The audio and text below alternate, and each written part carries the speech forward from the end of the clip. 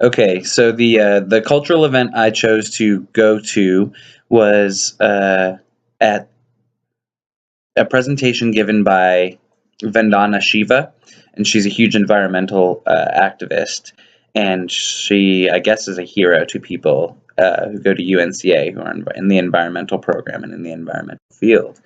My girlfriend Shannon was so excited to go see her. I wasn't sure it would count as a cultural event until I went. When I went to the presentation in Lipinski,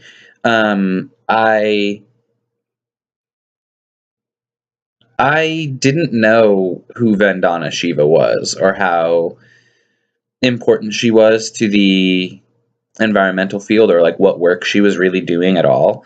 And when she came out on stage, I just felt like this like rush of emotion. It was actually pretty incredible. Like I felt like almost getting choked up. People were so happy to see her and so excited that she was there. And I like felt that. I like got that surge of emotion. That's what made me think of it as a cultural event because um, the things she talked about are just talked about so frequently by my girlfriend and by people in Asheville, and local farming was something that she talked about like a lot. And she said that since she's been in Asheville, she saw most of the things that she lobbies for on a global scale happening here. And that made everyone very happy. Um, so I think that the things that Vandana Shiva was talking about were very, very much relevant to our local atmosphere and the mission that our local activists are trying to achieve. And one of the things that I found really interesting that she talked about, because into history and politics, and I'm going to be a social studies teacher. That's what I'm going to school for.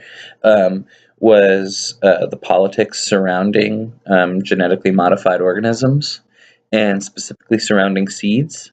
So prior to a company being able to produce and make a new seed, a seed was something that fell off of a plant. It didn't really belong to anyone, and if it did belong to anyone, it belonged to the farmers who were growing the plant. But Monsanto is a company that genetically modifies seeds, and once a seed is genetically modified to, say, make like a stronger version of corn, let's say, that seed is no longer no one's property. They have intellectual property over the seed itself. And so any seed no one can plant without any wheat seed or corn seed that was genetically modified to be stronger or resistant to blight or what have you, is no longer no one's property. It's now the property of Monsanto, and Monsanto can arrest you for planting that seed without their permission. And it also made it so farmers can't seed save. They can't save their own seeds. They have to give the seeds back to the company and then buy the seeds back again next planting season. And so like you can see why this like is kind of just scissor kicking into a bigger problem. And I think it was a very, very good cultural event.